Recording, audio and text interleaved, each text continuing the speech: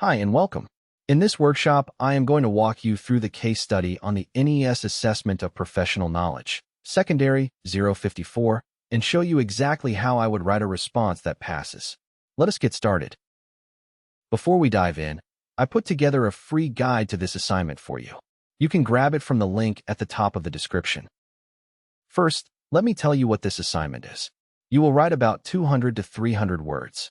And here is what matters most. You are scored on purpose, professional knowledge, rationale, and support. Keep those in mind, because everything I show you comes back to them. Now, how is it scored? A top response hits the highest level on every point you see here. So that is exactly what I am going to show you how to do.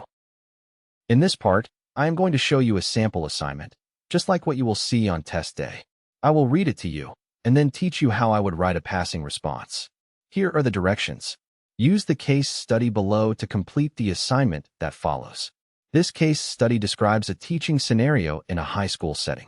After reading the background, planning steps, lesson description, and the excerpts that follow, write a response of approximately 200 to 300 words in 2 parts. Your response will be scored on the extent to which it fulfills the purpose of the assignment, accurately applies relevant professional knowledge, and provides sound reasoning with specific, relevant support. Be sure to address both parts of the assignment. Here is the sample. Let me read it to you. Mr. Devin O'Yelleran teaches a 10th grade world history class with 31 students at an urban high school. The class includes several multilingual learners and a wide range of writing abilities.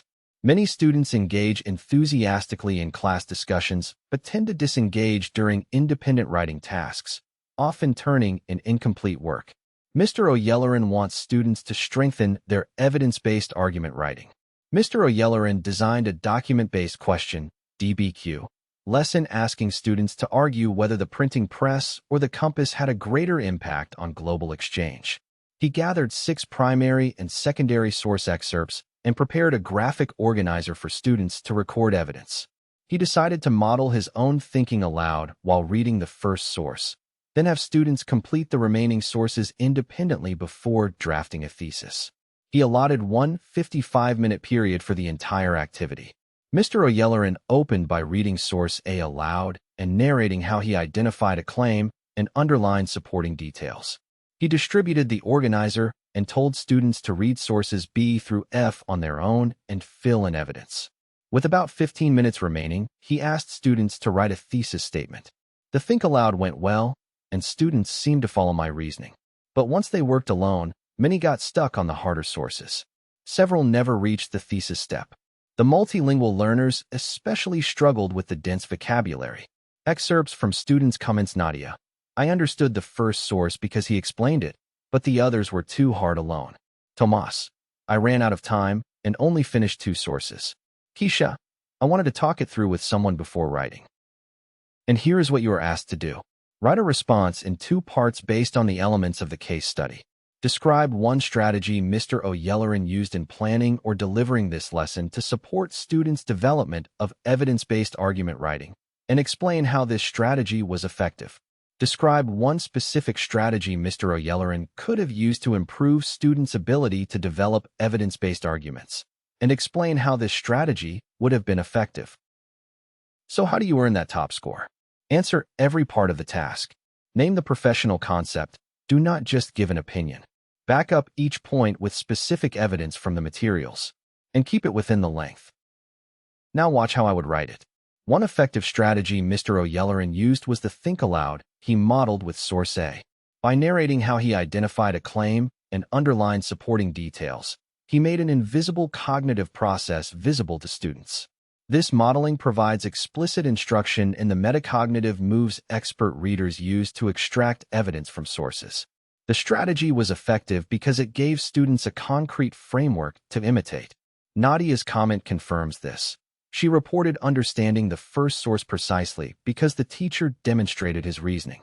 Modeling lowers the cognitive load of an unfamiliar task and builds a shared procedure students can apply independently. One improvement would be to use gradual release of responsibility combined with collaborative structures rather than moving directly from teacher modeling to independent work. After his think aloud, Mr. O'Yelleran could have guided the whole class through source B together, Then assign the remaining sources to pairs or small groups before independent drafting. This scaffolding would address the breakdown that occurred when students worked alone on difficult texts. Keisha explicitly wanted to talk through ideas before writing, and structured peer discussion would let students negotiate meaning, clarify dense vocabulary, and rehearse arguments. This is especially beneficial for multilingual learners who benefit from oral language practice and peer support when processing complex academic text.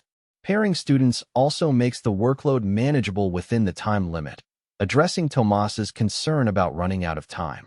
By inserting a guided practice phase and collaborative analysis between modeling and independent application, Mr. O'Yelleran would scaffold the gap where students became stuck, increase access to the source material, and ensure more students reach the thesis writing step, thereby strengthening their evidence-based argument writing.